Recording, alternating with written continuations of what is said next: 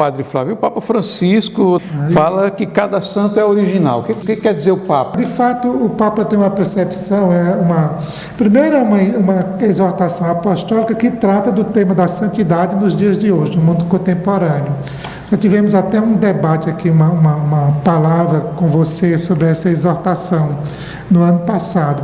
E ele diz assim, que cada santo, não é uma novidade, já faz parte do patrimônio da Igreja, essa afirmação, que os santos e as santas são dons do Espírito, são suscitados pelo Espírito em um determinado período histórico, para responder às necessidades da Igreja. Por isso que cada santo é original, é individual, porque cada santo é fruto do seu tempo e da situação que a Igreja está vivendo, naquele tempo. Coincidentemente, estamos refletindo sobre esse foco. Ontem foi o dia da solenidade da Santíssima Trindade e no domingo anterior, Pentecostes. Então, estamos no tempo. E em sintonia com o tempo litúrgico. Então, nós podíamos dizer quais foram as contribuições, ou quais são, porque o santo é atual, as contribuições de Antônio à Igreja. Primeiro, Arivan, a dimensão do testemunho. A Igreja, diz o Papa Bento XVI, não cresce por proselitismo, mas cresce por atração. E a atração só é possível quando o testemunho dos cristãos é qualificado. Veja, o testemunho de vida daqueles franciscanos que foram ao Marrocos impactou a vida de Antônio e fez com que ele deixasse o conforto do monastério, do mosteiro, para viver a vida de pregador itinerante nas fileiras franciscanas. Então, essa dimensão do testemunho é sempre muito atual. Serviu para Antônio, serve para mim, para você e para todas as pessoas que seguem Jesus. Outro elemento, São Francisco, Erivan, se identificou profundamente com Jesus crucificado. Diz que o crucifixo falou a Francisco, vem reconstrói a minha igreja. E ele fez uma quaresma no Monte Alverne, em honra de São José, onde ele recebeu os estigmas, as chagas de Cristo. Francisco foi, digamos assim, seduzido pelo crucificado, e Antônio é seduzido pela palavra de Deus. É o grande pregador. Você veja na imagem de Santo Antônio, ele tem nas mãos o livro, e sobre o livro tem o menino Jesus sentado. Era um intelectual também, né? Sim, vamos já chegar nisso. Então, Antônio é seduzido pela palavra, pelo testemunho de Jesus nos evangelhos. Então, a importância das Sagradas Escrituras, que é recomendada e constantemente lembrado pela Igreja, o valor dos evangelhos. São Jerônimo diz que quem desconhece os evangelhos, desconhece o próprio Filho de Deus. E um terceiro elemento, Santo Antônio demonstrou uma grande sensibilidade com os problemas do seu tempo, Erivan, para dizer que o santo não é uma pessoa desencarnada. Tem a palavra grego, nefer, nuvem, e que passou para o português com a expressão nefelibata. Nefelibata é para identificar um indivíduo que vive com a cabeça nas nuvens, não é? Então, Santo Antônio não era um indivíduo que vivia com a cabeça nas nuvens, não é? Mas é um homem em sintonia com o seu tempo. E ele tem uma grande obra sermonística. Nós conhecemos os sermões do Padre Antônio Vieira, inclusive estão traduzidos, mas Antônio escreveu muitos e muitos sermões. Então, pelos sermões, você pode identificar as grandes ou as preocupações centrais de Antônio. Por exemplo, Antônio era muito preocupado com a situação dos pobres. Se hoje a vida dos pobres, a gente nem fala mais de pobre, fala de vulnerável, é dura, no tempo de Antônio ainda mais.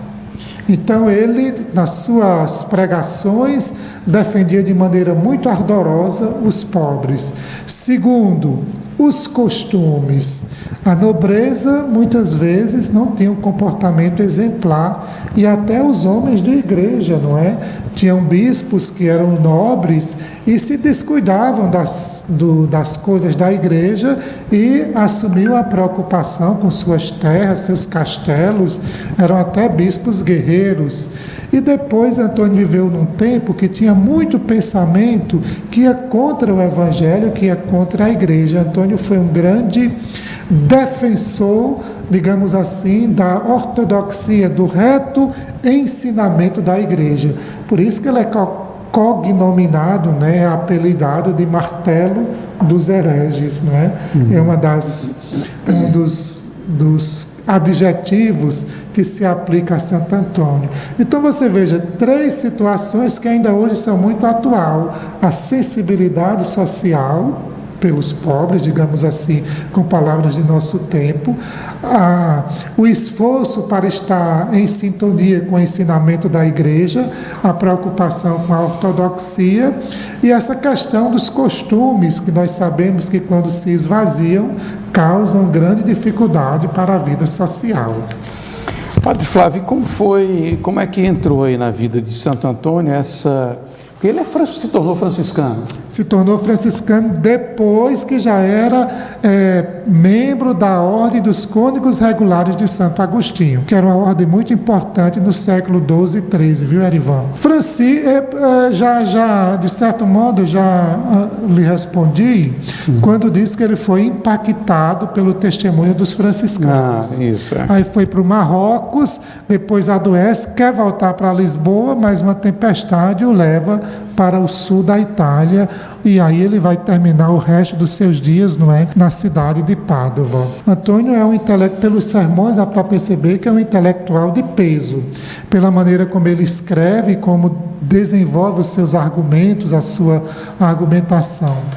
Foi bem formado numa escola que nós identificamos como escolástica, que unia a metafísica, o pensamento aristotélico, com a teologia do século XII e XIII. Antônio é um homem de grande capacidade intelectual. Então veja, Erivan, como são as coisas de Deus. No ano de 1222, tinham ordenações sacerdotais entre os franciscanos e os dominicanos. E para aquela ocasião, antes do bispo ordenar os candidatos ao sacerdócio, se pedia que se fizesse um sermão para exortar o povo, falar da bondade de Deus, da importância dos sacerdotes e todas essas coisas. Aí se perguntava a um e a outro: você pode fazer? Você pode fazer? Você pode fazer? Todos declinaram do convite e ofereceram então a possibilidade. Antônio foi convidado. Antônio, já perguntamos a tantas pessoas se podiam fazer, todas negaram. Você não quer fazer esse sermão? E Antônio então aceitou fazer essa fala dirigida ao povo por ocasião dessa ordenação sacerdotal. Então, quando Antônio se dirigiu ao povo, então todos que estavam congregados na igreja viram a grande capacidade, os grandes dotes intelectuais daquele homem.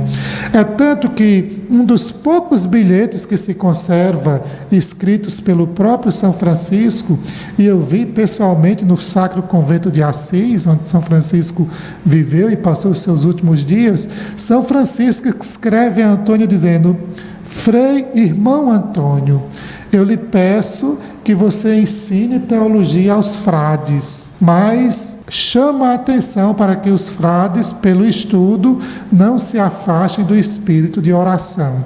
Então, Antônio é ao mesmo tempo um homem que pensa as coisas de Deus, mas é também um homem que reza, não é? Que contempla pela oração os mistérios de Deus.